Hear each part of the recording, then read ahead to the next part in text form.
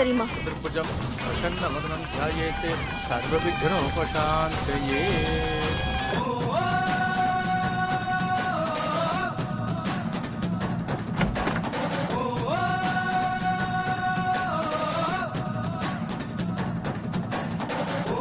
நம்ம அம்மா ஏன் இப்படி எல்லாம் நடந்துக்கிறாங்கன்னே தெரியல ரேவதி.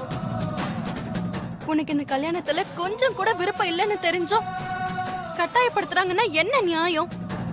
அந்த ராஜா அவ்வளவு நல்லவன் கூட இல்ல. அவன் யாரு என்னங்கிற விஷயமே அவன் பேக்ரவுண்ட் கூட நமக்கு சரியா தெரியல.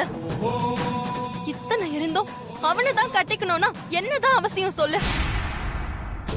ரேவதி, நீ எப்பவுமே அந்த டிரைவருக்கு சப்போர்ட் பண்ணி தான் பேசுவ. இன்னைக்கு நீயே அவனை நல்லவன் இல்லைன்னு சொல்ற. ஆனா அம்மா அதையே காது கொடுத்து கேட்காம தான் நினைச்சதுதான் நடக்கணும்னு ஏன் இப்படி அரகேட்டா இருக்காங்க? நம்ம மேல பாசம் அக்கறை இருக்கிற அம்மா அதே அன்பு அக்கறைன்ற பேர்ல இந்த மாதிரி எல்லாம் செய்யறது அது ஒரு விதமான வயலன்ஸ். ஆனா அது நம்மளால மீற முடியல பாத்தியா? நீங்க எதுக்காக புலம்பி ஃபீல் பண்றீங்க? நம்ம என்ன படிக்கணும், என்ன சாப்பிடணும், என்ன ட்ரெஸ் போட்டுக்கணும்னு எல்லாத்தையும் அம்மா தான் முடிவு பண்ணாங்க. அது பெருசா எந்த கம்ப்ளைண்ட்டும் இல்லாம நம்ம ஏத்துக்கிட்டோம். அப்படியே நம்ம பழகிட்டோம். அம்மாவும் அதே மாதிரி பழகிட்டாங்க. அது இப்ப கல்யாணம் வரைக்கும் வந்து நிக்குது. அதான் நம்மளால ஒண்ணும் செய்ய முடியல. அப்ப நம்ம முதல்ல இருந்தே எதிர்த்து பேசிருக்கணும்னு சொல்றியா? ஆமா, ஆரம்பத்துல இருந்தே நாம நம்மளோட விருப்ப பத்தி அம்மா கிட்ட உறுதியா இருந்திருக்கணும். ஆனா நாம அப்படி வளரல. இப்ப இத பத்தி பேச என்ன பிரயோஜனம்?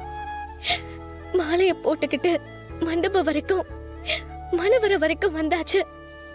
இதுக்கப்புறம் நம்மளால என்ன செய்ய முடியும்? அம்மா தன்னோட ஈகோ கௌரவத்துக்காக என் வாழ்க்கையவே பலி கொடுத்துட்டாங்க. இனிமே பேசி பிரயோஜனம் இல்ல. முகூர்த்தத்துக்கு டைம் ஆகுது. உன்னை கூட்டிட்டு வர சொன்னாங்க. வா போலாம். போலாம். இனிமே இதுதான் முடிவுன்னு தெரிஞ்ச பிறகு தயங்கி நின்று என்ன ஆக போகுது? போலாம், நான் ரெடி.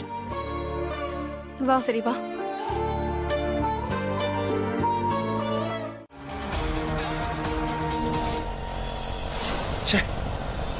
இப்பன்னு பார்த்து போன் வேற ரிப்பேர் ஆயிடுச்சு. ஏய், உண்மையை சொல்லு. என் மாப்பிளையோட அம்மாவை நீ எங்க கடத்தி வச்சிருக்க? ஏய், நீ பாட்டுக்கு வந்து கடத்தல் அது இதுன்னு சொல்ற. இல்ல புரியல. என்ன பார்த்தா உனக்கு எப்படிதான் இருக்கு? ஏய், நடிக்காத. இந்த கல்யாணத்தை தடுத்து நிறுத்தணுங்கிறதுக்காக நீ தானே என் மாப்பிளையோட அம்மாவை கடத்தி வச்சிருக்க? எனக்கு புரியல. திடீர்னு வந்து என்ன குத்தம் சொல்றதே உனக்கு வேலையா போச்சு. உன் வீட்டுல ஒரு நாய்க்குட்டி காணா போனா கூட வந்து என் மேலதான் பழி போடுவியா? ஆமா, எங்க உன் துப்பாக்கி? எப்பவுமே அதை வச்சுதானே மிரட்டுவ. என்ன நக்கல் பண்றியா? கேட்ட கேள்விக்கு முதல்ல பதில் சொல்லு. என் மாப்பிளையோட அம்மாவை எங்க கடத்தி வச்சிருக்கேன்னு கேக்குறேன். ஆமா, யாரு உன் மாப்பிள? அந்த டிரைவர் மாப்பிளையானதே கொஞ்சம் முன்னாடிதான். அவனே யாருன்னு எனக்கு சரியா தெரியாது.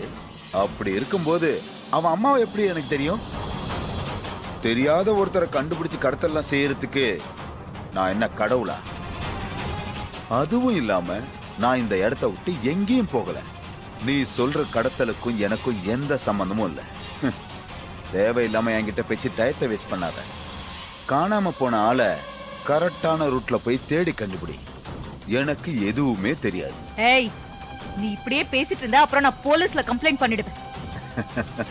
தாராளமா பண்ணு. எனக்கு எந்த ஆட்சேபனையும் இல்ல. நான் கடத்திருந்தா தானே பயப்படணும். போலீஸ்னா நான் என்ன பயந்துருவேனா? என்கிட்ட இந்த பூச்சாண்டி காட்டுற வேலையெல்லாம் வேணாம். ஏய், உன்னால என் மாப்பிள்ளைக்கோ இல்ல அவங்க அம்மாவுக்கோ ஏதாவது ஆச்சு, நான் உன்னை சும்மா விட மாட்டேன்.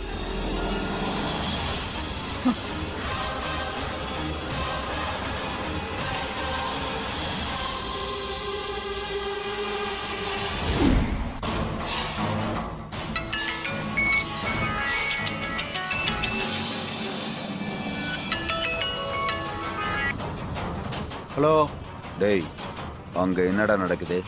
அந்த டிரைவர் வந்துட்டானா? அண்ணே இன்னும் வரலண்ணே, அவனுக்காக தான் வெயிட் பண்ணிக்கிட்டு இருக்கோம். வந்ததும் போட்டு தள்ளுங்கடா. கொஞ்சம் அசந்தாலும் அவன் உங்களை துவம்சம் பண்ணிட்டு அவங்க அம்மாவை காப்பாத்தி கூட்டு போயிடுவான். அதெல்லாம் நாங்க பாத்துக்கிறோண்ணே, நீங்க கவலைப்படாம இருங்கண்ணே.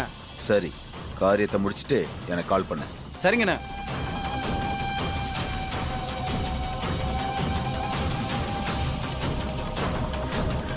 அம்மா, தாயே, செல்லியம்மா, என் பையனை இவங்க கிட்ட இருந்து எப்படியாவது காப்பாத்துமா.